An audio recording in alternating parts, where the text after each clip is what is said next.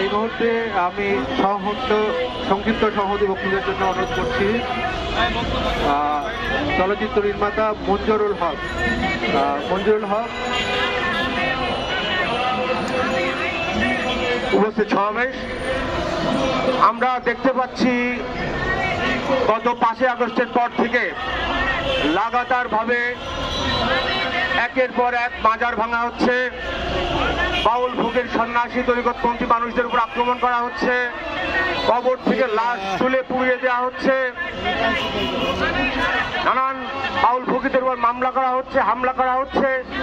কিন্তু অদ্ভুত বিষয়, এই জুলাই পরবর্তী যে সরকার এবং যে পার্টিগুলো যারা সরকারে যেতে চায়, বিএনপি, এনসিপি বা জামাত ইসলাম, কোন পক্ষ থেকে কোন ধরনের উদ্যোগ বা এই যে তৌহিদি জনতার নামে যে আক্রমণ করা হচ্ছে, তাদেরকে ঠেকানো, তাদের নামে মামলা দেওয়া বা তাদেরকে নিবৃত্ত করার কোন ধরনের প্রচেষ্টা আমরা দেখতে পাই নাই।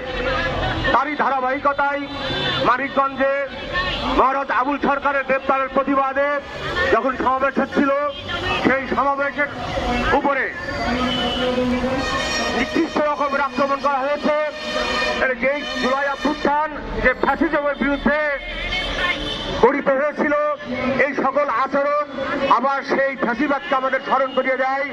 এটাকে ফ্যাসিবাদ বলা হয়, যে নিজের মতকে অপরের উপর জোর করে চাপিয়ে দেওয়ার যে প্রবণতা। একের পর এক যখন ঘটনা ঘটছে, এখানে বারবার প্রতিবাদ সমাবেশ হচ্ছে, আন্দোলন হচ্ছে, কিন্তু তার কোনো প্রতিকার হচ্ছে না। এই প্রেক্ষিতে দাঁড়িয়ে আমি বলতে চাই, বাংলাদেশের সকল বাউল ফকির, সাধু সন্ন্যাসী, সকল তরিকতপন্থী মানুষদেরকে আহ্বান করতে চাই, আপনারা যতদিন না পর্যন্ত রাজনৈতিকভাবে সংগঠিত না হচ্ছেন, ততদিন আপনাদের এই রকম ঘটনা থেকে পরিত্রাণের উপায় নাই। আপনারা যদি মনে করেন যে আওয়ামী লীগ, বিএনপি, জাতীয় পার্টি, জামাত বা এনসিপির মতো রাজনৈতিক দল, যাদের উদ্দেশ্য থাকে রাষ্ট্র ক্ষমতা দখল করার, রাষ্ট্রীয় সম্পদ লুটপাট করার, তারা বাংলাদেশের ভাবুকদের, বাংলাদেশের তরিকতপন্থীদের স্বার্থ সংরক্ষণ করবে এবং বাংলাদেশের তরিকতপন্থীদের যে নিজস্ব রাজনীতি, সেই রাজনীতিকে সাপোর্ট করবে, এটা মনে করার কোনো কারণ নেই। তাই এই সমাবেশ থেকে আমি আহ্বান জানাই বাংলাদেশের সকল তরিকতপন্থী মানুষদের যে আপনারা নিজস্ব রাজনৈতিক শক্তি গড়ে তুলুন। তার প্রেক্ষিতে এই বাংলায় আমাদের যে হক, এই বাংলার ভাবুকদের যে হক, সেই হক আদায়ের জন্য ঐক্যবদ্ধ হন। আপনাদের সবাইকে ধন্যবাদ, ভালো থাকুন।